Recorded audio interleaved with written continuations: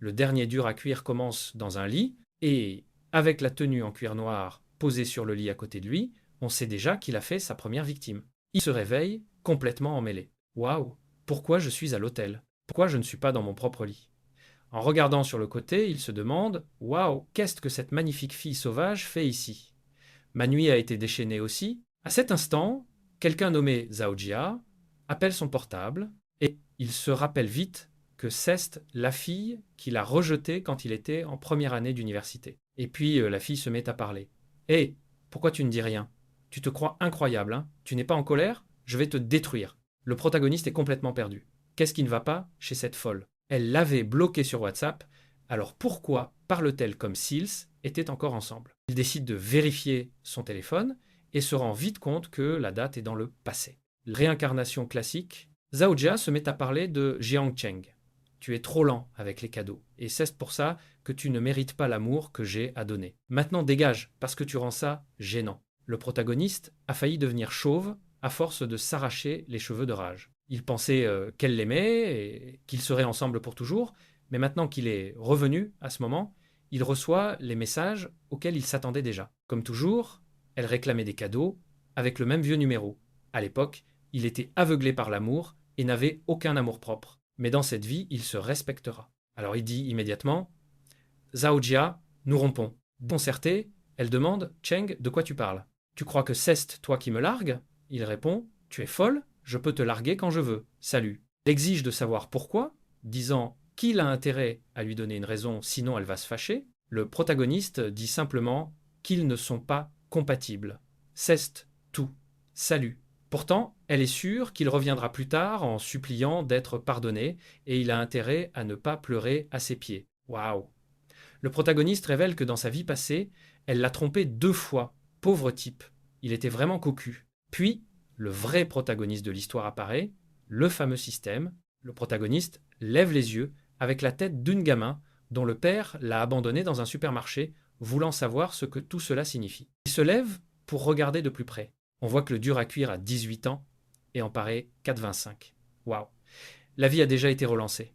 De quoi aurait-il encore besoin? Mais maintenant, il gagnera quand même 0,10 yuan par seconde, soit 8000 yuan par jour. Le dur à cuire s'excite parce que ce système paie clairement à la seconde. Il n'aura même rien à faire. En plus de ça, il reçoit un pack de départ et quand il décide de l'ouvrir, une brique jaune tombe sur la table. Pour commencer, il y a 10 millions, une voiture et la capacité d'analyser le niveau d'amitié des gens. La partie argent est assez évidente et il ne comprend pas ce quest, cette capacité d'analyse. Et l'artiste, tu as utilisé toute ta volonté juste pour m'envoyer cette lueur blanche.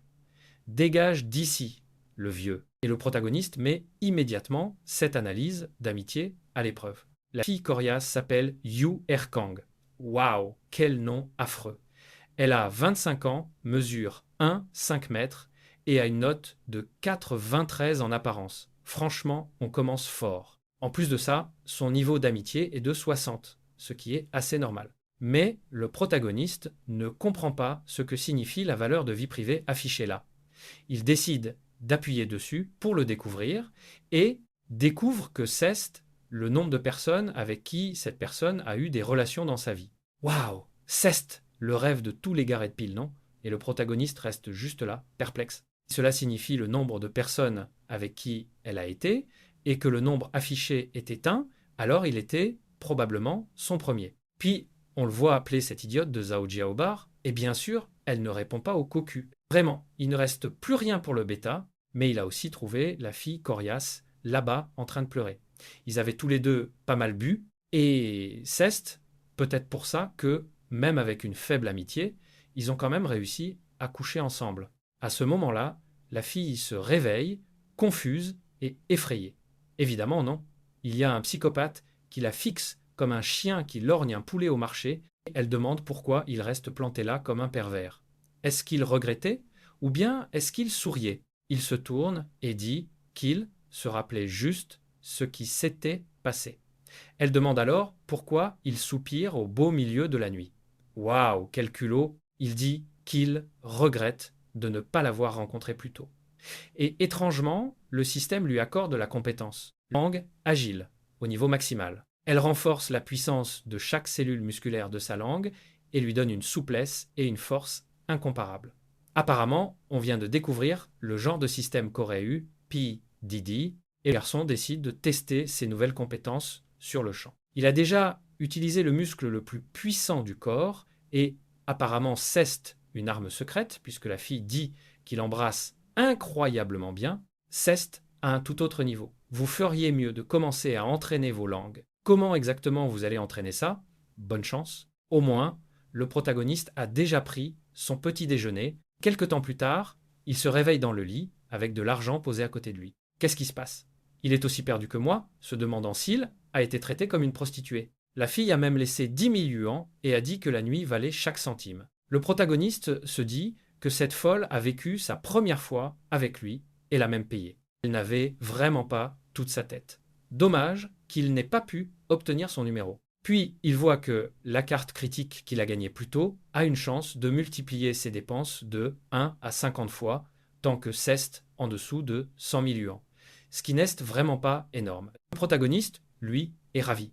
Puisqu'il a été renvoyé dans le passé avec ce système, il veut devenir un magnat dans ce monde. Le bon côté, c'est que, puisqu'il est revenu dans le passé, il connaît certaines entreprises qui deviendront des acteurs majeurs, et la première chose qu'il doit faire est de rassembler assez d'argent pour acheter des parts dans ces jeunes pousses. Tu as déjà vu cet ours qui reste immobile près de l'eau, en attendant que des poissons passent? C'est la version humaine, une fille canon, à côté d'une voiture de luxe, en attendant que le propriétaire se montre. Le protagoniste est là à penser à l'immobilier, à gagner de l'argent, et à tout ça, quand soudain la chasseuse lui envoie un baiser et demande si c'est la voiture du beau gosse, le protagoniste regarde et dit « Mince, la folle est arrivée ». Il dit « Oui, qu'est-ce qu'il y a ?» La fille va droit au but et demande s'il peut la déposer quelque part parce qu'elle doit rentrer chez elle d'urgence. 7. Parce que sur l'application, il est écrit que tous les tuyaux de sa cuisine sont bouchés. Celle-là est vraiment directe. Le protagoniste active le scanner d'amitié. Il voit qu'elle s'appelle Chen Liki. Mais le compteur de vie privée de la fille est de 28. Waouh! Même si l'amitié est à 90, cette fille est, disons, très accessible. Même le protagoniste est choqué et perdu devant ses 90 d'amitié. Ça semblait un peu exagéré pour des gens qui venaient juste de se rencontrer. Il l'ignore et monte dans la voiture, encore un peu confus, et waouh, là, il y va franchement. Il dit que 28 gars ont déjà débouché les tuyaux de sa cuisine. Alors la prochaine fois, elle peut appeler le numéro 29. C'est quoi ce délire? Il est même parti dans un nuage de fumée, et l'idiote reste là à se demander comment diable il sait qu'elle a eu 28 ex. Elle est toute bouleversée, disant que ce n'est pas tous les jours qu'on rencontre un beau mec riche quand un vieil homme à côté l'entend. Il s'approche. « Oh, mademoiselle, je vous ai entendu dire que vous aviez des problèmes de tuyauterie. Permettez-moi de me présenter, j'ai 30 ans d'expérience professionnelle. » Mais elle dit immédiatement au pervers de s'éloigner d'elle. Le vieil homme est confus. « Waouh, mademoiselle, ce mignon petit garçon ne pourrait pas réparer vos tuyaux. Moi, je peux m'en charger. » La fille effrontée dit au vieux dégoûtant de dégager parce qu'il l'embête, tandis que les gars autour rient. Le vieil homme ne comprend pas pourquoi. Et un type dit « Eh vieux, tu n'as pas compris. Le problème, ce ne sont pas les tuyaux.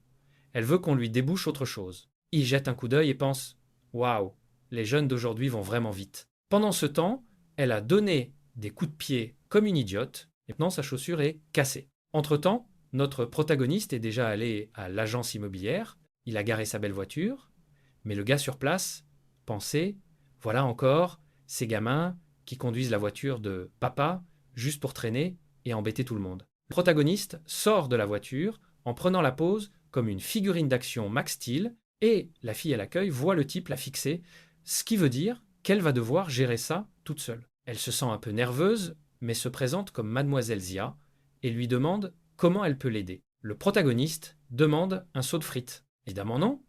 L'idiot est venu dans une agence immobilière pour voir des maisons, alors qu'est-ce qu'il ferait d'autre ici? Elle se montre toute gentille, lui expliquant tout, tandis que le gars qui l'a ignoré ne peut qu'adresser ses excuses à la pauvre fille. Le monde des affaires était cruel. et elle devait d'abord apprendre à filtrer les clients. À ce stade, elle lui montre l'une des maisons, l'un des meilleurs logements compacts. Le prix était assez raisonnable. Et c'était l'un des modèles les plus populaires. Qu'en pensez-vous, monsieur? Mézang lui dit de passer celle-là, parce qu'il s'intéresse à des biens plus proches du million. Elle commence à chercher des options, disant qu'elle comprend, mais demande s'il a des préférences. Il dit qu'il en veut de faciles à louer. Il ne veut rien d'inachevé, et une maison, avec une bonne rénovation, ferait aussi l'affaire. Le protagoniste a déjà remarqué, à son hésitation, qu'elle semble assez nouvelle ici. Même si sa communication est basique, le bon côté est qu'elle n'a pas encore de technique de vente, donc tout paraît très sincère. Chia a 19 ans, mesure 1, 73 mètres et a une note de 90 en apparence. Waouh! Tout le monde a 90 ou 92 de score corporel. C'est ça, celle-ci, est un peu au-dessus de la moyenne. En plus de ça, la statistique de vie privée, qui est devenue le nombre d'anciens partenaires, est à 0. Elle montre au garçon quelques petites maisons, toutes vendues entre 800 000 et 1 million. Le problème pour Jiang, c'est qu'il sait que le système de coût critique ne s'active pas au-dessus d'1 million. Donc le prix devait rester juste en dessous. Elle lui demande s'il veut voir d'autres options pendant qu'il essaye de trouver comment obtenir plusieurs logements au plus près du million possible afin de garantir le coût critique. À ce moment-là, il demande si ces propriétés proches du million peuvent être négociées. Si elle pouvait faire descendre chacune d'elles à 1 million, il paierait les 5 sur le champ. Elle est un peu surprise qu'il compte tout payer d'un coup, et il dit oui, il paiera maintenant, et lui confiera la gestion locative des 5. La fille maligne comprend tout de suite que la commission, plus ce qu'elle gagnerait chaque mois en gérant 5 maisons, vaudrait beaucoup. Alors elle dit qu'elle va s'en occuper immédiatement. Pendant ce temps, l'idiot, qui a décidé de l'ignorer, se tient près de la porte, caché, et se demande pourquoi ce gamin bizarre a autant d'argent. 1 heure plus tard, le directeur arrive en disant que le contrat pour les 5 est prêt et la fille recevra une commission de 2. Le protagoniste dit parfait. Il fait confiance à Sia pour tout gérer et l'appellera encore à l'avenir pour de nouveaux achats. La fille rusée est complètement sous le charme parce que même à 2, elle toucherait une somme absurde. À ce moment-là, le coût critique s'active et bien sûr, il enchaîne un tas de multiplicateurs x50 et x40. S'il avait acheté ceux à 800 000, la différence totale de multiplicateurs aurait été énorme. En plus de ça, il monte de niveau en dépensant de l'argent et gagne maintenant 0, 8 yuans par seconde. Le protagoniste décide que si le système va le récompenser comme ça, alors il devra dépenser un peu plus. Ensuite, il appelle Zia et dit qu'il veut lui parler. Mais il dit cela pendant qu'elle s'imagine déjà l'entendre dire que ce ne sera pas la dernière fois. La fille se mord les doigts. Voilà ce que le capitalisme fait à une bonne employée, hein. Pauvre fille, elle souffre de délire romantique juste parce qu'elle a gagné un peu d'argent. Malgré ça, elle hésite encore. Cette fille est stoïque. Elle dit à notre protagoniste que ce soir est peut-être trop tôt et qu'il devrait d'abord mieux se connaître. Lui, totalement perdu, demande de quoi elle parle. Il veut juste son compte bancaire. Elle veut savoir pourquoi et il répond quelle est son étoile porte-bonheur et qu'il veut avoir l'occasion de la revoir un jour. Tout ça parce qu'il a obtenu ce multiplicateur x50 là-bas. Hein. Mais évidemment, la pauvre fille interprète tout d'une manière complètement différente. Quelques minutes plus tard, il lui a envoyé encore 35 000 yuans et a enchaîné avec un pas de danse K-pop, la main sur la tête. Je ne sais même pas quel genre de bazar c'est. Cette pauvre fille lui a rapporté plus de 200 millions, donc c'est tout à fait normal. Le niveau d'amitié est maintenant monté à 85 et la féroce lui montre déjà son QR code. Son état d'esprit a clairement changé. Hein. Maintenant, elle est partante pour un petit dîner ce soir et le protagoniste le remarque. Une demande de photo est passée de 50 à 80. Clairement, le monde appartient aux riches. Il échange WhatsApp avec elle et la fille rusée est déjà en ébullition, s'imaginant à l'abattoir et pensant que peut-être, si c'est aujourd'hui, ce ne sera pas fini trop vite. Pendant ce temps, le protagoniste dit déjà au revoir en lui disant qu'ils se reverront. Elle a quand même l'air un peu confuse. Elle pensait qu'il allait l'inviter à faire quelque chose, mais au lieu de ça, il est juste dans la voiture à dire « hasta luego ». Waouh! Le protagoniste est chez lui. Il a un père et une mère. Quel spectacle rare dans ce genre d'histoire. En général, ils sont morts depuis 15 ans. Sa mère a coupé de la pastèque pour l'idiot et son père demande pourquoi ils n'est pas allé au voyage de fin d'études. Il dit qu'il veut visiter Shanghai parce qu'il pense aller à l'université là-bas. Waouh, le père est généreux. Et dit simplement « d'accord ». Alors il lui transférera l'argent du voyage, tandis que la mère lui dit de ne pas trop gâter le garçon, sinon il deviendra un fils à maman et aucune fille ne voudra de lui. Le protagoniste pense que cela l'a peut-être vraiment affecté dans sa vie passée, qu'il était un idiot, du genre bêta. Mais cette fois, il promet qu'il ramènera une bonne belle fille à la maison. Le lendemain, on est dans l'avion et le protagoniste est triste d'avoir acheté en classe économique parce que tous les autres sièges étaient déjà pris. Il est sur le point de s'asseoir quand, soudain, il heurte quelqu'un par accident. Comme toujours dans ces histoires, il y a justement une jolie fille partout. C'est évident que c'est une autre future victime. Cette fille s'appelle Zhu Ying et notre protagoniste explique que c'est sa place. Il dit que c'est une coïncidence qu'elle soit tout près, puis tu te retournes et waouh, pourquoi ma fille porte une couche? C'est quoi ça? Les deux discutent quand le bêta classique apparaît, saluant la charmante fille et disant que c'est un honneur de voyager avec elle. Ce voyage va être incroyable. Le protagoniste avait le siège côté hublot, mais il dit à Zhu Ying de rester là. Et le bêta ne laisse pas passer ça. Il dit « Petit frère, cette place est pour la demoiselle. » On ne peut pas échanger de siège comme ça dans un avion. Le protagoniste, lui, dit qu'ils sont ensemble et qu'il ne lui doit aucune explication. Pendant ce temps, il s'assoit, mais le fan de VTuber ne s'arrête toujours pas. Hein. Il dit « Hé, mademoiselle, vous allez à Shanghai ?» Non, bien sûr que non. En plein vol, elle va sauter de l'avion, ouvrir un parachute et atterrir ailleurs. Elle ne va certainement pas à Shanghai, espèce d'idiot. Elle ignore complètement le pauvre bêta et demande ce que Zhang Sheng va faire à Shanghai. Elle y va pour le travail. Il dit que ce n'est rien de spécial, juste un simple voyage. Elle dit que ça fait du bien de changer d'air. Le pauvre type, juste assis là dans son coin, à dire qu'il a aussi passé un an à Shanghai et qu'il sait qu'il y a beaucoup d'arnaqueurs là-bas. Ce serait bien qu'elle fasse attention à ne pas tomber dans des arnaques d'hôtel. En plus de ça, il dit qu'il loge dans un très bel hôtel que son assistant a arrangé et que si elle veut, il peut l'y emmener. Mais clairement, Zhu Ying regarde juste par la fenêtre, en l'ignorant complètement. À ce moment-là, Zhang Sheng dit « Mon ami, détends-toi, d'accord? J'ai déjà prévu une voiture là-bas, elle est avec moi, donc tu n'as pas à t'inquiéter. » Mais le gars ne s'arrête toujours pas. Hein. Il voit une occasion de ridiculiser notre garçon et demande dans quel hôtel il séjourne.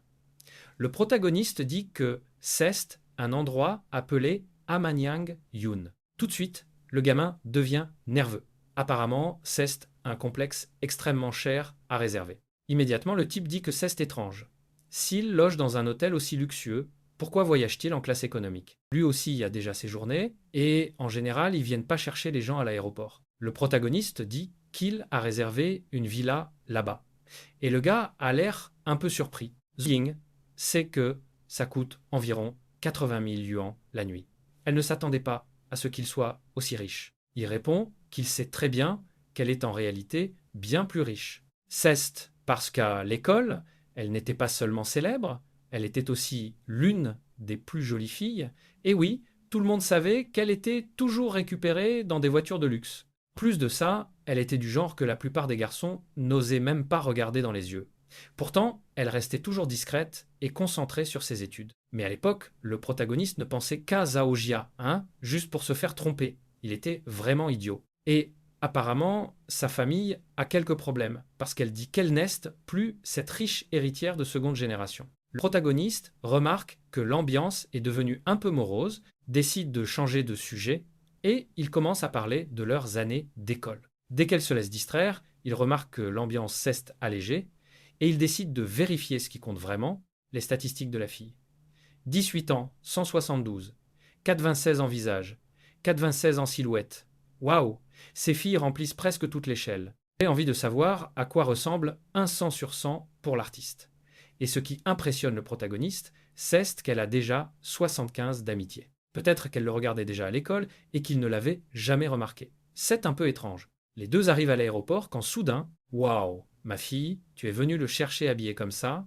Je pense que tu t'es trompé de tenue pour ce travail, mais bon, d'accord, j'imagine. Elle est là pour venir le chercher. Aujourd'hui, elle sera sa chauffeuse privée. Le protagoniste dit que l'hôtel Amanyangyun est très professionnel. Je vois vraiment le professionnalisme. Alors notre garçon demande où Zoying va loger et elle dit qu'elle reste chez une amie dans la direction opposée, donc elle prendra juste un taxi. Mais il dit hors de question, lui dit de monter dans la voiture et dit qu'ils vont l'y conduire. Pendant ce temps, Jiang Cheng rôde là, furieux, en disant qu'une beauté comme elle ne devrait pas souffrir aux mains d'Un vaut rien comme ça. Un peu plus tard, ils arrivent à l'endroit où Zhu Ying va loger et elle demande à notre garçon ses coordonnées. Il lui dit de ne pas oublier la promesse, puis il scanne leur code. Apparemment, Jiang Cheng attendait le bon moment pour humilier le garçon. Mais maintenant qu'il l'a laissé là, il ne peut plus faire grand-chose. Une demi-heure plus tard, notre protagoniste est chez lui, en train de penser que c'était vraiment le choix parfait. Il décide d'aller prendre une douche quand soudain, la féroce arrive pour l'aider. Confus, il demande si le service est aussi complet. Elle se retourne et lui dit de se réveiller. Elle est seulement là pour lui laver le dos. Il trouve quand même ça un peu étrange, hein. Il est sur le point de dire que ce n'est vraiment pas nécessaire, mais elle, avec son petit gant, continue de lui dire de se rapprocher parce que ça fait partie du traitement. Le petit fripon Ceste déjà assis là, en se disant que c'était plutôt confortable. Sans parler du fait qu'elle était superbe. S'il y avait des services supplémentaires, il ne se plaindrait certainement pas. Son imagination commence à s'emballer, hein. Il s'imagine déjà qu'elle lui propose ses soi-disant services supplémentaires. Elle demande pourquoi il a l'air si rouge. L'eau était-elle trop chaude? Pendant ce temps, lui veut juste savoir comment il est censé rester calme dans une situation pareille. Il lui dit de parler un peu de sa routine pour l'aider à se détendre, et elle dit que ce soir, il y a une réception VIP et lui demande s'il veut y assister. Il demande à quoi elle sert, et elle répond que certains membres platine vont y mettre des bijoux aux enchères. Il demande s'il y a une tenue spéciale à respecter, et elle dit non, viens comme tu es, rien de trop extravagant. À ce moment-là, on la voit arriver avec notre garçon et dire qu'il loge au village Titanium, donc il devrait montrer un peu de respect au gamin. Elle dit au revoir à notre garçon, lui dit de bien s'amuser, et s'en va. Waouh! Ils n'ont vraiment pas fait tomber la victime. On n'a même pas appris son nom, pas de niveau d'amitié non plus. C'est quoi ça? Dites-nous. En marchant dans le couloir des PNJ, il voit un tas de gens là qui parlent de 5 millions, 4 millions, pendant que la vente aux enchères se déroule. Une Rolex en or, tout le monde excité, à crier et à enchérir, et le protagoniste, qui vient du futur, sait que le prix va beaucoup monter, alors il intervient et place une enchère à 5 millions. Mais la foule n'est pas prête à lâcher ça si facilement.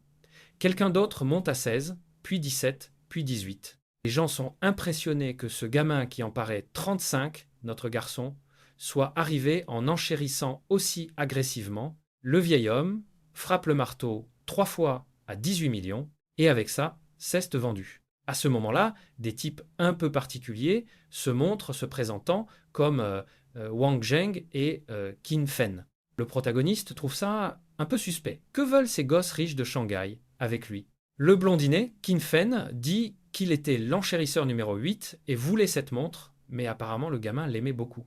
Était-il une sorte d'expert en montres de luxe? Zhang dit qu'il n'est pas expert et n'étudie pas ça. En fait, c'est la première qu'il achète parce qu'il voulait essayer quelque chose de nouveau. Le gars dit que c'est fou. Quel genre de personne achète une montre à 18 millions comme première montre? Quelqu'un comme ça aurait dû être remarqué plus tôt. Notre garçon dit que c'est parce qu'il vient juste d'arriver à Shanghai pour entrer à l'université. Le type continue à le complimenter, disant que quand il avait 18 ans, il n'aurait jamais eu un tel cran. Puis il dit à notre garçon qu'ils devraient sortir ensemble un jour quand ils auront plus de temps libre. Hein? Ce type est vraiment bizarre. Hein? Je ne sais pas, il est beaucoup trop gentil. Le monde appartient aux malins, donc si tu ne l'es pas, c'est toi l'idiot. Pendant cette petite discussion, avec les frais de la montre comptée, il a encore fait monter le système de niveau et gagne maintenant 1 yuan par seconde. Il sait que pour beaucoup de gens, ce serait une somme qui changerait une vie. Mais pour lui, qui veut devenir un magnate, ce n'était toujours pas grand-chose. Alors qu'il montait les escaliers, il remarque Erkang, qu'il appelle Xiao Xiao. Appelons cela juste Xiao Xiao, c'est mieux comme ça. Et la fille féroce est toute bien habillée et le reconnaît, disant que c'est le garçon de cette nuit-là. Il dit que, oui, elle était l'une des meilleures partenaires qu'il ait jamais eues. La nuit était merveilleuse, et en plus, il a même été payé. Elle, cependant, l'attrape et dit qu'elle est en colère. Elle pensait aider un pauvre étudiant de 18 ans, mais apparemment il a de l'argent. Mais maintenant la féroce passe à l'attaque, lui entourant le dos d'un bras et disant qu'il est vraiment étudiant. Il a besoin de nouvelles leçons et a loué une villa dans ce secteur. Pourquoi ne pas y aller plus tard? C'est quoi ça? La fille a un petit problème de contrôle de la langue et elle dit qu'elle a beaucoup bu, donc il va devoir travailler dur. Waouh! Mais à ce moment-là, quelqu'un dit à Xiao Xiao d'arrêter. C'est un type nommé Zhang Yu, son ex-fiancé. Il dit qu'elle n'ira nulle part, mais elle répond simplement que ce qu'elle fait ne le regarde pas. Il lui attrape le bras et en plein mode bêta, il avertit que quoi qu'il arrive, ils vont se marier. Waouh! Mais il n'est pas tellement bêta que ça. Parce qu'elle dit qu'il n'y a aucune chance qu'elle épouse quelqu'un qui a fricoté avec son ami. Pourtant, il lui pointe le doigt au visage et l'avertit que la fête de fiançailles a déjà eu lieu et que les familles se sont mises d'accord. Quoi qu'il arrive, elle sera traînée jusqu'à l'hôtel. Waouh! Mais elle dit qu'il est répugnant et qu'il veut juste se servir d'elle comme couverture pendant qu'il va s'amuser avec des hommes et des femmes. Ce type a vraiment décidé de profiter de 100 de la population disponible. À ce moment-là, le système donne deux options à notre garçon. Il peut partir et recevoir un costume de Tortue Ninja, ou il peut gifler ce type 2 fois, gagner un triple renforcement physique et obtenir une carte de malchance. Zhang Shen dit qu'il ne sera pas un lâche dans cette vie. Quand le système dit que ce renforcement pourrait améliorer des choses comme la vitesse, la force et la récupération, il balance immédiatement la première gifle au type. Il se donne même une petite aura, disant que ce mec a perdu tout droit le moment où il l'a trahi, alors il ferait mieux de dégager, et il le gifle encore une fois. Qu'est-ce qui t'arrive, protagoniste? Tu vas lui écraser le crâne? Calmons snooze, va te faire arrêter, mec. En même temps, il gagne aussi 10 d'amitié en plus avec la fille féroce. Pendant ce temps, le reste du personnel de l'hôtel arrive pour traîner au loin le garçon déjà tout amoché. Il crie pour appeler la police parce qu'il a été agressé, mais l'hôtel ne veut pas impliquer la police. Il y a trop de gens riches ici. Ça ne ferait que déranger tout le monde. Mieux vaut que ce foutu gosse ferme sa bouche. Xiao Xiao dit à notre garçon de ne pas s'inquiéter que s'il appelle la police, elle dira que ce salaud l'a harcelé et a tout provoqué, raison pour laquelle il a fait ça. L'idiot, cependant, continue de hurler au milieu de tout ça. J'appelle la police, ils vérifieront les caméras et tout le monde ici payera. C'est quoi ça? Mais à l'arrière-plan, il y a un type qui tient une machette, disant que sa foutue femme couche avec quelqu'un. Oh là là! Le mieux c'est de le laisser entrer parce qu'il est sur le point de massacrer tout le monde. Maintenant, Zhang Yu est au sol en train d'implorer qu'on l'épargne, et waouh! Un type a déjà reçu le premier coup au cou. À ce moment-là, le protagoniste obtient deux options. La première était de s'enfuir avec Xiao Xiao et de recevoir 300 $ en liquide, rien de spécial. La seconde était d'arrêter le criminel, de gagner 5 points en apparence et aussi d'obtenir la compétence de masseur de poitrine. Apparemment, c'est vraiment un système de gigolo où il n'obtient que des compétences liées au fait de rendre les filles plus heureuses. La seule raison pour laquelle le protagoniste ne veut pas arrêter le crime, c'est qu'il sauverait ce Zhang Yu. Cependant, plus important encore, c'est une compétence dont il va avoir besoin. Immédiatement, il active la carte de renforcement qu'il a obtenue en giflant le gamin. Puisqu'il devait arrêter un voyou, il décide de tout mettre dans la force et sent instantanément ses muscles devenir étrangement puissants. Quand le type se rapproche, il réagit le premier et lui envoie un coup de poing en pleine bouche, projetant le gars contre le mur. Xiao Xiao et le pauvre bêta restent tous deux figés de stupeur, voulant savoir comment il a fait ça. Tout le monde à la fête veut savoir qui est le dur à cuire qui a couché ce type d'un seul coup. Le policier remercie même notre garçon, disant qu'il est vraiment un héros. S'il n'était pas intervenu, la situation aurait pu finir bien pire. Mais évidemment, Zhang Yu veut encore souffrir davantage dans cette vie. Il va voir la police et déclare que ce type l'a frappé, il a des tendances violentes et ne devrait pas inspirer confiance. Cependant, l'âge se tourne vers la foule et demande si c'est vrai. Et à cet instant précis, la fille féroce intervient pour ruiner définitivement la vie du cocu. Elle dit que ce n'est pas vrai, que ce type essayait de la tromper, de la forcer au mariage et d'y mêler la famille. L'agent est là en mode « Waouh, d'accord, j'ai compris, j'ai compris ». Pendant ce temps, le protagoniste se rend compte qu'elle a vraiment raconté toute l'histoire et la remercie en disant qu'il ne laisserait plus jamais Zhang Yu lui faire quoi que ce soit. Puis l'âge les avertit qu'ils ne sont pas là pour discuter de drame sentimental. La crise a été résolue. Ils s'en vont. Zhang Yu veut encore insister, tandis que le protagoniste réalise que ce salaud n'abandonne vraiment jamais et n'éprouve aucun remords. Il veut vérifier les caméras, puis il remarque cette carte de malchance. Oh là là, il balance vraiment de la malchance aux gens. À cet instant, son téléphone sonne et on l'informe que quelqu'un a apparemment réussi à retirer 200 000 $ de son compte bancaire. Il panique immédiatement et dit que ce n'était pas lui. Où que cet argent soit parti, il fallait le récupérer. À ce moment-là, une femme arrive en courant, hurlant désespérément que quelqu'un déplaçait sa voiture et l'a écrasée contre un arbre. C'est quoi ça? Cette carte de malchance est vraiment brutale. Le garçon sort en panique pour voir ce qui se passe. Xiao Xiao pense que c'est une coïncidence incroyable, tandis que le protagoniste lui dit que les gens cruels paient toujours dans cette vie. Moi, je dirais que les honnêtes souffrent aussi. Le monde est injuste, mon ami, malheureusement. Juste parce que tu entres dans cette pièce avec ce derrière, en forme de lune, tu crois que tout le monde vit aussi bien. Bordel. Et la voilà qui arrive, hein. Elle dit que sa grande sœur doit vérifier s'il a été blessé dans ce combat, puis elle lui demande si ça le dérange, qu'elle ait un fiancé pareil.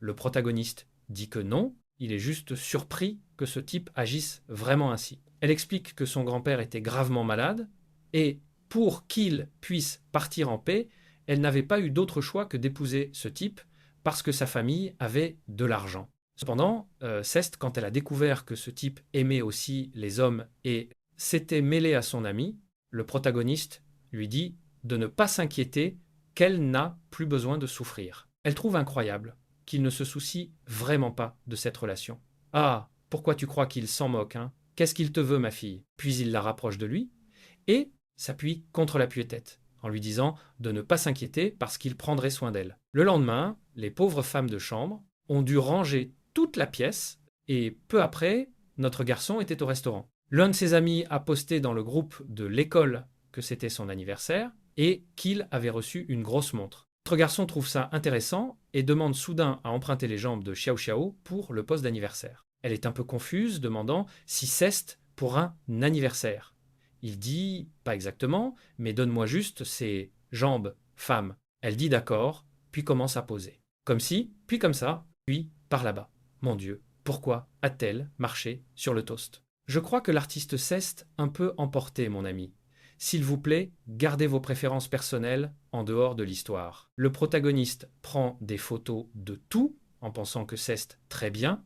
À 18 ans, il n'a pas eu de voiture, mais la vitesse de cette machine était sans égale. Il envoie ça dans le groupe d'amis et ils sont tous sous le choc. Waouh! L'un a reçu une maison, un autre une voiture, un autre a reçu une RTX 5090 et ils préféraient tous quand même une femme. Sans vouloir dire, mais le gars à la 5090 est puissant. Peu après, il arrive chez le concessionnaire automobile. Allez, bordel, montre-moi tout. Elle est déjà là à dire « Regardez ici, il y a celle-là et celle-là là-bas ». Mais comme toujours, il y a un vieux chauve et petit avec une fille canon à côté de lui, en train d'essayer de montrer à quel point il est riche. Même la fille hésite, disant qu'acheter une voiture comme ça serait trop. Mais lui dit « Ma fille, je viendrai te chercher tous les jours quand tu commenceras à tourner. Et il faut que tu sois à l'aise. » La fille, en robe courte cependant, dit que ce n'est pas nécessaire. Elle veut juste jouer le rôle principal féminin dans l'histoire du protagoniste et elle promet qu'elle travaillera dur. Toute cette discussion se déroule pendant que le protagoniste entre. En écoutant tout, il la reconnaît comme la fille féroce nommée Su-wan qui, dans quelques années, deviendra l'une des déesses du divertissement.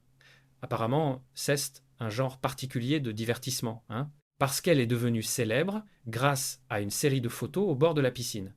Le petit nid d'oiseau est là-bas, à dire qu'elle peut choisir n'importe quelle voiture qu'elle veut, puis iront boire un verre.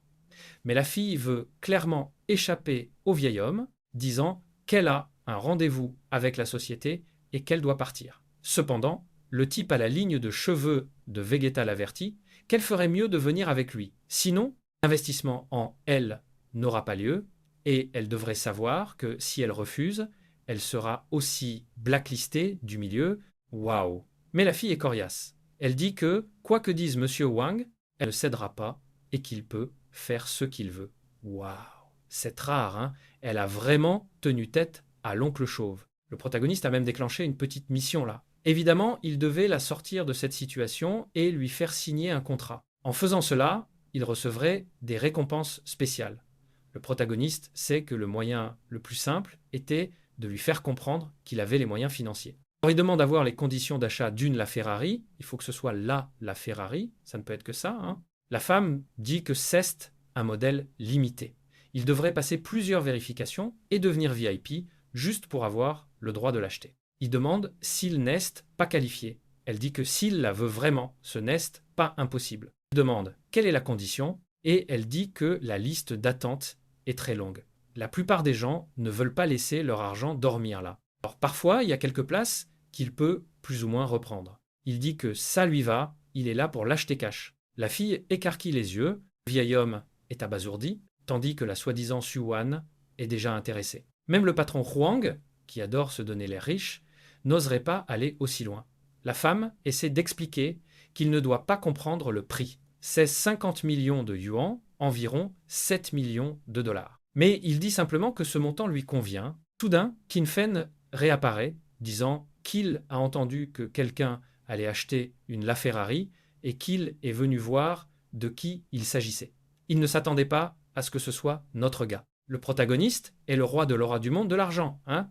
C'est le Sung Jin-woo des cartes de crédit. Il dit tranquillement « Ouais, je suis arrivé à Shanghai hier, je n'ai pas encore de voiture, alors je suis juste venu en acheter une comme ça, tranquillement. » Qin Fen est un peu perdu. « Mec, ce n'est pas tranquille du tout, tu es clairement en train de frimer. » Puis, le type en cravate demande à Qin si c'est son ami. Il dit qu'il a rencontré Zhang Sheng hier quand il achetait une montre à 18 millions. Vraiment, il peut garantir que le gars a de l'argent. Le vieil homme voit la montre coûteuse à son poignet et devient sûr que, au minimum, le gamin a du liquide.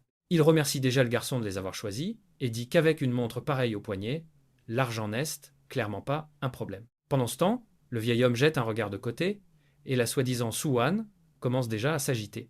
Elle n'avait jamais vu un riche héritier de seconde génération dépenser l'argent aussi naturellement. Qin Fen est sûr que pour que le gamin dépense comme ça, il doit avoir hérité de centaines de millions, voire plus. Puis le chauve dit « Eh, arrête de fixer le gamin là-bas et va signer ce contrat tout de suite. Je t'achèterai la voiture et tu seras contente. » Mais elle continue de refuser, disant qu'elle a une réunion importante à laquelle assister. Alors le vieil homme s'en va furieux, disant qu'il en a assez de lui parler. Elle ferait mieux de se préparer à être blacklistée par toutes les sociétés. Avant qu'elle ne puisse réagir, quelqu'un l'interpelle. Sorti de nulle part, c'est le protagoniste, disant qu'il a entendu parler de l'investissement qu'elle a perdu. Il lui dit de ne pas s'inquiéter. Si le vieil homme n'investit pas, alors lui, il le fera. La pauvre fille est confuse, pourtant. Elle ne sait même pas qui il est. Moi aussi, j'aurais peur. Au moins, elle est sûre que ce type peut rivaliser financièrement avec le président Wang. D'un autre côté, elle n'a aucune intention de coucher avec qui que ce soit. La pauvre fille dit ça, mais elle est clairement excitée, elle sautille déjà et demande le WeChat de notre garçon, disant qu'ils pourront en parler demain. Il dit que ça lui va, et avec ça, ils échangent leurs coordonnées. Puis, le protagoniste demande quand il pourra avoir la voiture, et le vieil homme dit qu'il faudra au moins 1 an. C'était le minimum. L'idiot Zhang Cheng comprend bien qu'il n'est qu'un pauvre gars devenu riche d'un coup et qu'il n'avait aucune idée que cette fichue voiture prendrait aussi longtemps. Maintenant, tout part de travers quand il réalise qu'il va rester en plan. Et alors ce Qin Fen, que je trouve toujours suspect, dit qu'il va y avoir un salon des marques étrangères importées et qu'ils peuvent aller y jeter un œil ensemble. La scène se déplace ensuite au restaurant René, plus tard, dans la soirée. Xiao arrive tout habillé, on dirait un cadeau de Noël. « Ma fille, pourquoi tu portes autant de couches, sorties de nulle part? On dirait une poupée de RPG. » Il le mène à la table, et soi-disant, il y a la nourriture la plus chère possible. Cependant, le dur à cuire dit que la seule chose qu'il veut manger est emballée juste là. Elle demande un instant, et soudain l'embrasse sur la joue. Et à ce moment-là, Jiang Chen montre un certain culot. Il s'assoit et se met immédiatement à parler d'une autre femme, demandant si elle connaît Su-Wan. Il dit à Xiao Xiao que c'est une artiste de la même société. Mais par hasard, est-ce qu'il l'aime? Le protagoniste dit que ce n'est pas ça. Il voit juste du potentiel chez cette fille. qu'est-ce qu'elle pense d'elle. Xiao, finalement plus mignonne, sous un angle plus modeste, dit que la société ne lui accorde pas beaucoup d'attention, mais qu'elle a de bonnes chances d'évoluer. Waouh! Elle dit même à notre garçon qu'il n'a pas besoin de le cacher. S'il l'aime, elle peut même aider. Ça ne la dérange pas. Mais il lui dit doucement de ne pas être bête. En plus, il veut bien la traiter. Xiao Xiao demande s'il veut investir dans cette femme. Il dit oui. Il veut mettre de l'argent dans son projet. Xiao Xiao dit que non seulement il devra payer l'indemnité de rupture, mais qu'il devra aussi lancer sa propre société. Et comme un vrai protagoniste, il veut déjà mettre Xiao Xiao au travail et la laisser tout gérer. Il sait que, puisque le système lui donne assez d'argent pour soutenir l'entreprise, il lui suffit de mettre quelqu'un de compétent à sa tête et tout ira bien. Cependant, Xiao Xiao dit qu'elle ne veut pas être actionnaire. Non, elle veut juste un salaire normal et ça lui suffit. Elle ne fera que gérer les opérations. Et puis elle dit qu'il n'y a aucun moyen qu'elle gère tout sans recevoir de part. Elle va travailler dur et gagner de l'argent. La pauvre est vraiment idiote, toute émotive et persuadée qu'il est un ange. Alors qu'elle est perdue dans ses sentiments, son téléphone se met à sonner. Ce doit être Wan Wan qui appelle le garçon à passer à l'action, et maintenant on est au lendemain avec la féroce qui monte dans la voiture. Elle a sorti ce truc de nulle part, et notre garçon demande déjà où ils vont. À l'hôtel Lugazoui, et maintenant nous arrivons au restaurant. Il demande quel genre de projet ils font, et si c'est quelque chose d'important. Elle dit que c'est un drame incroyable. L'investissement total était de 5 millions. Le protagoniste, cependant, ne semble pas très intéressé. De nos jours, 5 millions ne suffisent pas pour faire quelque chose d'incroyable. Elle explique que c'est une petite production, donc il faut réduire les coûts. Plus, le plus important, c'est l'histoire. Elle demande s'il veut regarder le scénario. Mais il dit non, il est juste là pour discuter investissement. Elle trouve étrange qu'il ne veuille même pas lire le scénario, mais lui dit simplement qu'il s'intéresse maintenant à l'investissement. Cependant, il a une condition. Elle devrait signer un contrat d'exclusivité avec sa société. Elle dit que ça n'a pas de sens. Elle n'est encore qu'une artiste médiocre et il devrait payer la pénalité. Le protagoniste dit que ce n'est pas un problème, mais Suwan pense déjà que ce qu'il veut vraiment, c'est autre chose. Elle n'est pas une fille naïve et stupide, et sait très bien qu'il veut faire d'une pierre deux coups. Il obtiendrait une actrice et une compagne de nuit. Mais elle secoue la tête et dit hors de question. Elle est restée pure toutes ces années, et elle ne va pas abandonner ça maintenant.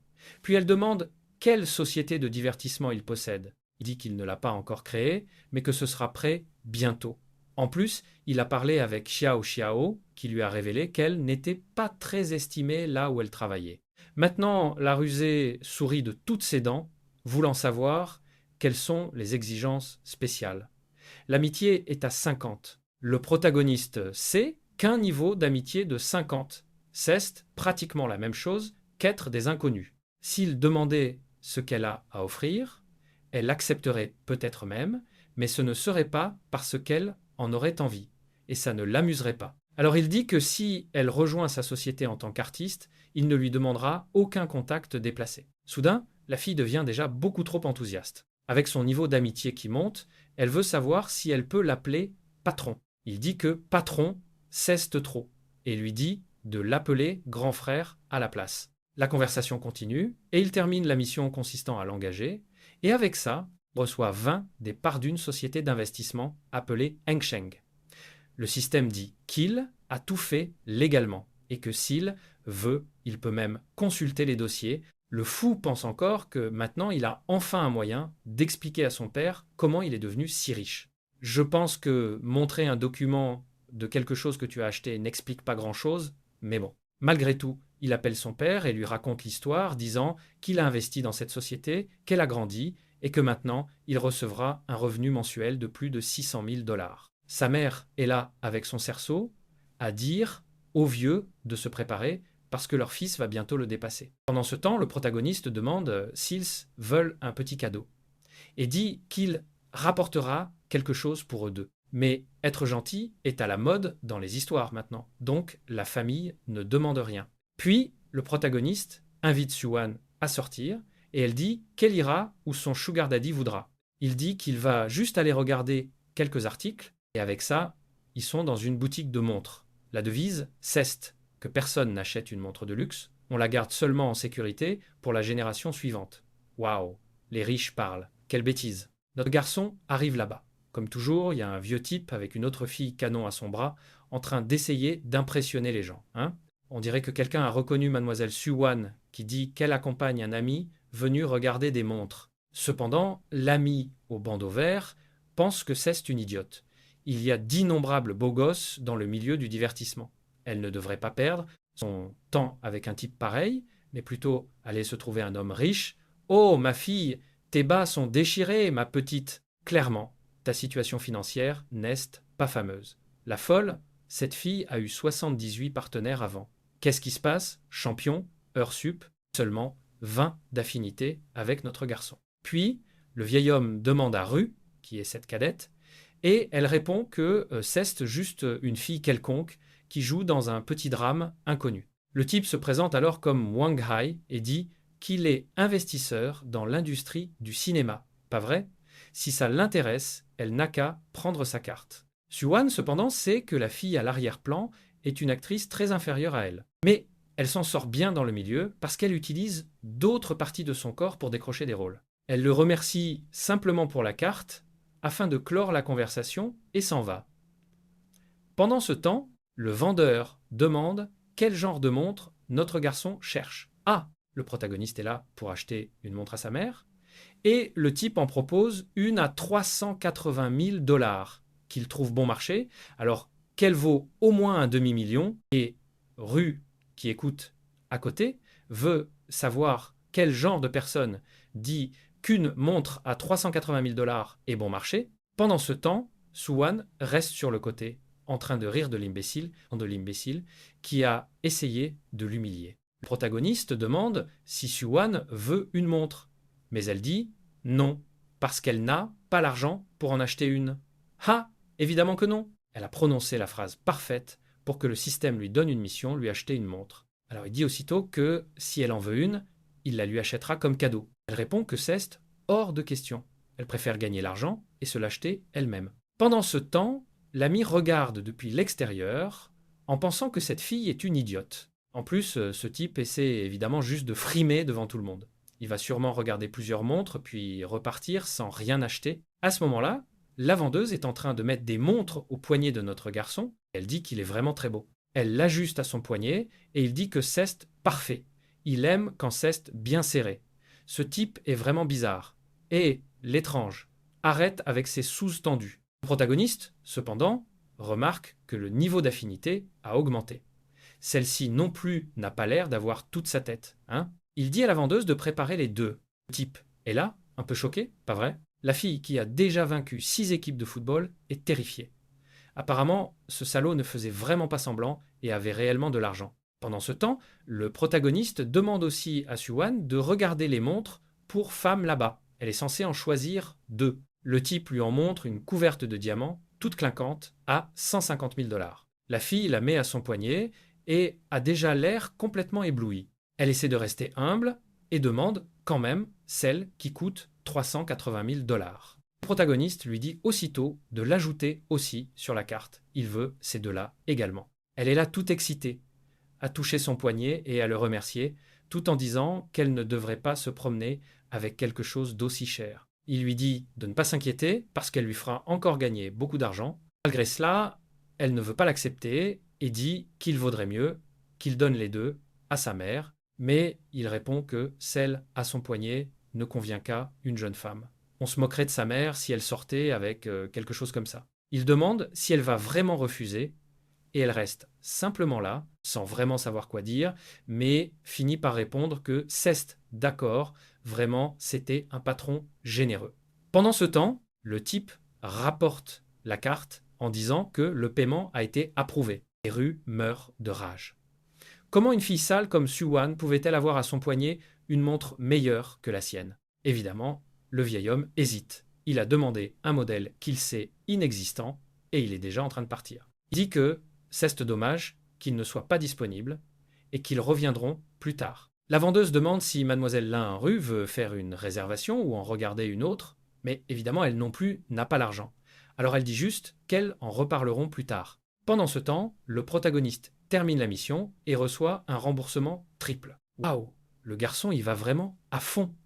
On passe à la boutique de sacs, et Ceste la même chose, pas vrai?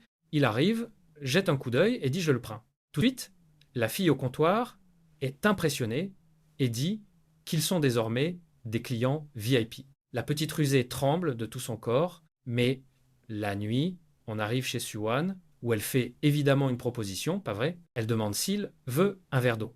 Cependant, il joue les détachés et dit qu'il serait dangereux de monter, qu'il pourrait se passer quelque chose. Waouh! Et elle l'a vraiment juste laissé partir en le remerciant pendant qu'il s'éloignait. Ah, c'était la tactique du méchant, pas vrai? Il a dit qu'il n'irait pas, et elle est restée déçue, à se demander s'il n'était vraiment pas intéressé. C'est quoi ça, ma fille? Quelle position tu imagines, mon Dieu? Une artiste. Allez, on se calme, mon gars. Ici, ce n'est pas le sol d'une salle de sport. Tu te crois aux Jeux Olympiques. Quand il rentre chez lui, la domestique est là à attendre notre garçon, pas vrai? Comme toujours, il est là à nager pendant qu'elle reste debout avec la serviette, comme une idiote. Il est impressionné parce qu'en toutes ces années de travail là-bas, il est très rare que quelqu'un réserve ses chambres VIP plus de 2 jours. Mais lui semble parti pour rester une semaine. Bien sûr, elle devait fournir un service impeccable. Pendant ce temps, le protagoniste veut savoir quelle est la chose la plus unique et spéciale à manger là-bas. Elle dit que l'hôtel propose de la cuisine chinoise, italienne, française et japonaise, toutes de premier choix. Il y avait même un plat spécial, un poisson doré aux truffes venu d'on ne sait où. Il la remercie et apparemment veut ça, mais il demande aussi un massage, pas vrai? Et voilà que ça arrive. J'ai déjà peur. Ce garçon porte toujours ses petits sous-vêtements avec des oiseaux de travers dessus, et maintenant le pauvre type croyait que le massage serait facile, mais la gravité le rattrape. En plus de ça, il semble qu'il y avait même de l'aromathérapie et d'autres choses, et il est impressionné, tandis que la fille lui dit simplement de s'asseoir et de se détendre. Apparemment, le protagoniste est confus et veut savoir si cela fait partie du forfait ou s'il se passe quelque chose de plus. Waouh! Je ne sais pas à quel point le service était complet, pas vrai, mais elle dit qu'elle l'attendra demain parce qu'elle le mène au rassemblement automobile. Ah, je pense vraiment que c'était quelque chose de normal, parce qu'il est là à se dire qu'il a laissé son imagination aller trop loin. Le lendemain, nous sommes à un événement automobile, et pour l'amour du ciel, notre protagoniste porte la pire tenue que j'ai jamais vue. C'est quoi cette cravate affreuse? Et il semble que Canfen, ce blond sans cervelle qui accompagne le protagoniste, se soit défilé à la dernière minute. Mais ce n'est pas comme s'il avait besoin de ce type pour dépenser de l'argent, alors il va quand même regarder. Le seul problème, c'est que les voitures étaient un peu en dessous de ses attentes. La plus chère jusque-là coûtait 2 millions. Ensuite, il voit une foule rassemblée autour d'une voiture et décide d'aller jeter un œil. Cependant, en arrivant, ce qui attire vraiment l'attention, c'est Zhu Ying, cette fille de l'avion. Attends, ce n'était pas la fille innocente de la classe, concentrée sur ses études. Qu'est-ce qu'elle fait là, ma fille? Et bien sûr, il y a là un lourdeau qui veut savoir quand finit son service et dit qu'il va l'inviter à sortir. Mais l'ami à côté de lui dit de ne pas se fatiguer, parce qu'elle se croit trop bien pour tous ceux qui sont là. Zhu Ying ne sait pas vraiment comment répondre quand le protagoniste apparaît. Ah, ce sont ses camarades d'école. Et il veut savoir quel genre de réunion scolaire c'est celle où personne ne l'a invité. Un des types dit qu'il ne pensait pas qu'il viendrait. Et le protagoniste demande s'il n'était pas censé venir. En fait, l'un d'eux pense qu'ils ont délibérément utilisé un autre groupe de discussion pour qu'il ne soit pas au courant. Alors que fait-il là? Les gars sont sur le côté à chuchoter à son sujet, tandis que les filles veulent savoir ce qui s'est passé. Cela ne fait pas longtemps qu'elles l'ont vu pour la dernière fois, et il a déjà l'air encore plus beau. Il est venu à Shanghai pour de la chirurgie esthétique. Le pauvre type mentionne les cheveux verts et dit que le gamin a meilleure mine, mais qu'il n'est toujours pas à son niveau. Yang rit et demande simplement, pas vrai, ce que tout le monde fait là. Ils sont venus acheter une voiture. La fille en robe de clown dit que pas du tout, comme s'ils avaient l'argent pour ça. Ils ont juste croisé des amis à l'entrée et sont entrés pour prendre quelques photos. C'est parce qu'ils ont découvert que Zhu Ying, leur ancienne camarade de classe, était là. Alors tout le monde s'y est intéressé, puis le protagoniste voit quelque chose d'impressionnant. Son ami qui venait juste d'obtenir son diplôme avait déjà eu 30 partenaires. En plus, son niveau d'affinité était à 90, ce qui signifiait que ce serait facile. L'ami aux cheveux violets n'avait eu que 2 partenaires avant et son niveau d'affinité était à 75. Oh, mais elle a l'air d'avoir 4, 20, 5, bon sang. Ces métriques sont vraiment déréglées. Moi, je dirais plutôt 60, ou peut-être qu'elle cache quelque chose de spécial. Qui sait? Le protagoniste, cependant, veut savoir pourquoi le niveau d'affinité de ses filles était si élevé. Elle ne l'aimait même pas et ne lui parlait pas en classe. La fille aux cheveux orange veut savoir de quoi il parle et ce qu'il fait là, tandis que notre protagoniste, pendant ce temps, ignore tout et dit bonjour à Zhu Ying en lui disant qu'elle est encore plus belle que l'autre jour. Elle se penche et veut savoir s'il est venu regarder des voitures lui aussi. Il dit oui, qu'il cherche à en acheter une. L'ami à côté de lui dit aussitôt de se réveiller. Avant, il allait à l'école en scooter électrique et maintenant, il parle d'acheter quelque chose comme ça. Le type commence à énumérer les prix de diverses voitures et le protagoniste le félicite en disant que le président de classe s'y connaît vraiment en supercar. C'est juste dommage qu'il n'en achète pas une. Waouh! Oh! Protagoniste, c'était brutal, pas vrai? Il a grillé le type comme ça. Même Zhou Ying leur demande de s'éloigner de là. Mince, il perturbe le travail de la fille en se massant autour d'elle pour bavarder. Oh là là. Sorti de nulle part, il pose une main sur son visage et dit qu'il est venu choisir une voiture parce que sa famille a dit que ce serait un cadeau pour sa bonne note à l'examen d'entrée à l'université. Elle, un peu gênée, lui dit de demander aux autres femmes parce qu'elle ne comprend rien aux voitures. Le garçon ne s'arrête pas vrai? Il dit qu'il préfère tout apprendre d'elle. Zhang essaie d'aider la fille en disant « Allez mon pote, elle a déjà dit qu'elle ne s'y connaît pas vrai mec? Ou alors, tu es juste là pour parler à la déesse. » Le type dit à Zhang de se mêler de ses affaires. Lui aussi reste là à être agaçant. Mais alors le protagoniste demande si, s'il achète la voiture, le mannequin est fourni avec. Zhu Ying rit et lui dit d'arrêter de plaisanter et l'ami dit la même chose, pas vrai? Comme s'il avait l'argent pour ça. Soudain, sa responsable arrive et avertit qu'on ne lui paie pas 2000 $ par jour juste pour discuter avec un ami. La pauvre Alceste fait gronder. Le protagoniste dit quand même « Waouh, Xudong, tu parlais à la fille et tu lui as attiré des ennuis au travail. Quelle irresponsabilité !» Puis le protagoniste dit au concessionnaire que la voiture elle-même n'a rien d'impressionnant, mais que le mannequin la met en valeur et il veut savoir si elle est comprise avec. Tout de suite, le patron regarde sa montre et dit au garçon que le véhicule est bien livré avec un film de protection pour la peinture. Je ne sais pas quel était le double sens ici, mais notre garçon dit simplement de le mettre sur la carte. Les amis de l'école veulent savoir s'il a perdu. La tête et s'il est sur le point de se ridiculiser, comme s'il avait 8 millions à dépenser avec autant de désinvolture, et la collectionneuse de corps là-bas est évidemment déjà toute excitée et tremblante, tandis que Li Xudong dit à Zhang Cheng d'arrêter de faire le malin, il va seulement se ridiculiser là et faire renvoyer Zhu Ying. Le protagoniste, cependant, dit qu'il achète la voiture à cause d'elle justement. C'est elle qui en profitera et le patron confirme. Si le garçon achète vraiment, la commission ira à Zhu Ying. Waouh! Son niveau d'affinité est déjà monté à 80 aussi. Pas vrai?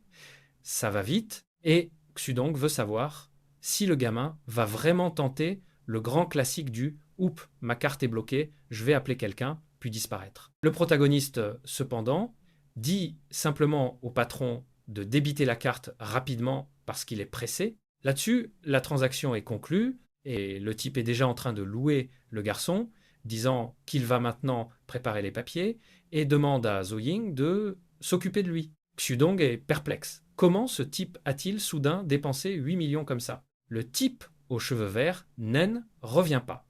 Apparemment, le gamin faisait profil bas à l'école et l'autre fille est déjà à 95 d'affinité. Bientôt, elle devra aller aux toilettes pour se changer. Elle propose de monter dans la voiture, mais le type aux cheveux violets dit que c'est une 2 places. Pas vrai? Il n'y a pas de place pour elle. Cependant, la fille à 95 dit que Zhou Ying doit retourner travailler et vendre encore plus de voitures. Le protagoniste, lui, essaie de comprendre pourquoi son niveau d'affinité avec cette fille ne cesse d'augmenter. C'était vraiment étrange. Puis, il profite de l'occasion pour la taquiner en disant que seul Zhou-Ying aurait fière allure dans cette voiture. Alors, la fille commente qu'elle a entendu dire que le protagoniste avait rompu avec Zhao Jia. Apparemment, c'est Zhou-Ying qui le lui a volé. Son plan maintenant, c'est de les mettre tous les deux mal à l'aise. Zhou-Ying, cependant, semble intéressée par cette information, pas vrai? Elle pensait que le protagoniste était avec cette Zhao Jia et Jiang esquive en disant que sa rupture avec Zhao Jia n'a rien à voir avec la chère Zhou-Ying, même s'il admet que n'importe quel garçon deviendrait fou pour elle. Puis, l'ami remarque sa montre et dit que quelque chose cloche. Il faisait semblant à l'école depuis tout ce temps. Le protagoniste dit qu'il vivait discrètement, mais qu'à présent qu'il a fini l'école, ses parents ont décidé de le récompenser et il n'a pas pu résister. Alors Sudong dit au groupe qu'il devrait juste partir, pas vrai? Il n'y a plus rien à voir là-bas. Cependant, la fille espiègle, celle à 95, insiste encore et l'invite à dîner plus tard. Le protagoniste décline et dit qu'ils pourront parler plus tard quand il sera à Hongcheng.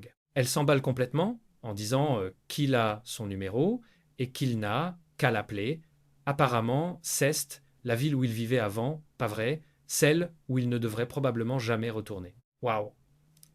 Le protagoniste, cependant, dit à Zhou-Ying de retourner travailler et qu'il va encore faire un tour. Elle le remercie et il lui dit de ne pas être aussi poli parce qu'ils sont toujours camarades de classe. Soudain, il passe devant une voiture rouge et une autre fille s'approche, elle aussi impatiente de conclure une vente. Comment ça? Le garçon est déjà en train de s'imaginer dedans avec Ciao Ciao.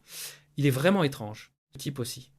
Je vous le dis, il a une âme singulière. La femme explique que le prix est de 5 millions, mais ensuite, elle commence à utiliser quelques techniques de vente en disant qu'il aura je ne sais combien d'années d'entretien, et ainsi de suite, mais il lui dit juste de le mettre sur la carte. En plus de ça, il veut une cérémonie de livraison, pas vrai? Il va sûrement l'envoyer à Ciao Ciao d'une façon incroyable.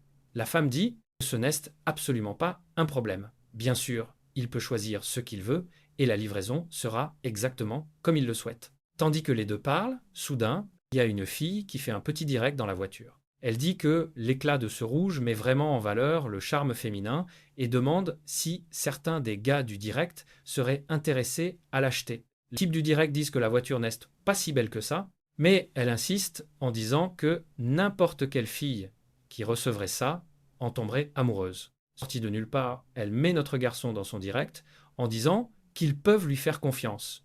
Ce type l'a acheté et sait forcément ce qu'il fait. S'il lui donne 3000 mentions jamais, elle l'interviewera et il pourra partager ce qu'il pense de la voiture. Waouh! Mais alors la vendeuse s'approche et lui demande si elle est là pour acheter ou juste pour semer le trouble. La pauvre se fait gronder et reste toute confuse, disant qu'elle est simplement venue jeter un œil. Puis la vendeuse lui dit de ne pas s'approcher autant, à moins de pouvoir prouver qu'elle a assez d'argent pour acheter la voiture. La fille est confuse, disant qu'elle a vu ce gamin monter dans la voiture et tout, et la vendeuse explique qu'il l'a acheté. Voilà pourquoi. Dans le direct, les pauvres spectateurs ont tous de la peine pour la fille maquillée comme un clown, tandis que Zhou-Ying est là à se dire qu'elle n'arrive pas à croire que le protagoniste ait vraiment dépensé 20 millions comme ça, sorti de nulle part. 2 heures plus tard, notre protagoniste s'étire. Enfin, tous les papiers sont signés et le type est en train de lui remettre les clés. Le système cependant avait même choisi sa plaque d'immatriculation. Tout de suite, quelqu'un arrive pour livrer la plaque. Elle est installée et même la vendeuse est un peu perdue, choquée que la plaque porte encore les initiales GC. Pas vrai? Jiang Cheng. Ce salaud avait de l'argent et de l'influence. Le protagoniste dit que ce n'était rien de spécial. Il avait réservé cette plaque il y a longtemps et c'était tout. Cependant, la vendeuse n'y croit pas. Elle sait que ce gamin essaie de cacher ses relations et pense tromper les gens. Mais elle répond que c'est vraiment impressionnant, qu'il ait prévu ça à l'avance. Puis le gamin, à la pause gênante, appelle le protagoniste et dit que tout est prêt, tandis que le patron essaie toujours de comprendre qui est ce gamin et de quelle famille il vient. Quelques minutes plus tard, Zhou arrive là, en remerciant notre garçon pour aujourd'hui. Puisqu'ils se sont croisés par hasard et qu'elle finit le travail, que dirait-il d'aller dîner? Il est sur le point d'accepter quand soudain, il reçoit un appel. C'est l'ami aux cheveux verts qui dit qu'il Ceste fait larguer et que s'il ne vient pas lui parler tout de suite pour le réconforter, il va sauter dans la rivière et mourir. Le protagoniste est un peu confus. Sorti de nulle part, ce fou l'appelle. Bon sang, il a été gentil avec l'ami aussi. Il dit qu'ils pourront faire cette sortie pour boire et manger plus tard. Là, il doit aider un ami. Elle, un peu gênée, dit que ce n'est pas grave. Elle a toujours cru que le garçon aux cheveux verts aimait quelqu'un nommé Chouya. Quelque temps plus tard, le protagoniste arrive au bar et demande si ce salaud veut toujours sauter dans la rivière. Mec dit-lui de la fermer et de s'asseoir pour qu'il puisse parler. Puis il dit « J'ai découvert que je n'étais qu'un pigeon, mec. Tu te rends compte? Je me sens affreux. Elle me donnait toujours des ordres, mais je croyais qu'elle m'aimait bien. Mais au moment où Li Shudong lui a accordé un peu d'attention, elle m'a laissé tomber. » Le protagoniste lui dit d'expliquer ce qui s'est passé, et il dit qu'il les a suivis tous les deux, puis les a vus s'embrasser et faire toutes sortes de choses qui lui ont brisé le cœur. Mon Dieu, il ne reste plus rien pour le bêta. Le protagoniste dit qu'il n'avait même pas vraiment commencé quoi que ce soit, pas vrai? Alors pourquoi avait-il le cœur aussi brisé? Le type continue de pleurer, mais le protagoniste dit qu'il vaut mieux qu'il s'éloigne. Ah, je pense que Ceste, cette fille qui était déjà autour de 95, Ceste parce que le pauvre Xudong va attraper une maladie. Waouh, le protagoniste y est vraiment allé loin avec ça. L'ami lui dit d'expliquer, et notre garçon révèle que sa vie semblait être un chaos complet. Tout ce qu'il dit à son ami, Ceste qu'il Ceste débarrassé d'une bombe. L'ami dit qu'il comprend, le remercie pour le réconfort, et il trinque. Quelque temps plus tard, il prend un taxi. Le protagoniste est assis là, à envoyer un message dans la voiture, quand soudain, une certaine Chen Li apparaît. 65 partenaires passés, pas vrai? Cet artiste veut déjà battre un record de 1000 en une journée. La fille dit que Ceste la voiture de son petit ami, alors il ferait mieux d'enlever sa main et de reculer, sinon il devra payer le moindre dégât. Mais ensuite, quand elle le regarde de près, elle a soudain l'air confuse, dit qu'elle est ivre et qu'il ressemble beaucoup à son petit ami. Je pense que c'est une phrase d'accroche, pas vrai? Le protagoniste, cependant, la remet à sa place, en disant qu'elle, en revanche, ne ressemble en rien à sa petite amie. Waouh! Mais cette fille a l'air tellement désespérée que je pense qu'elle veut sûrement lui voler un rein. Sortie de nulle part, elle dit qu'elle joue à PUBG et connaît 10 façons différentes de gagner. Par hasard, aimerait-il faire une partie avec elle? Le protagoniste n'a pas l'air très intéressé et dit simplement qu'il préfère Honor of Kings. Pas vrai. Ce doit être un autre jeu. Là-dessus, la streameuse arrive et demande si Ceste, lui, qui a demandé une conductrice désignée, il dit que oui, comment ça? On dirait que le plan capitaliste de l'autre fille n'a pas marché. Hein. Elle dit qu'elle travaille comme streameuse, mais qu'à son temps libre, elle fait aussi de la conduite désignée, pas vrai? Pour gagner un peu plus. Et ce n'est même pas Uber.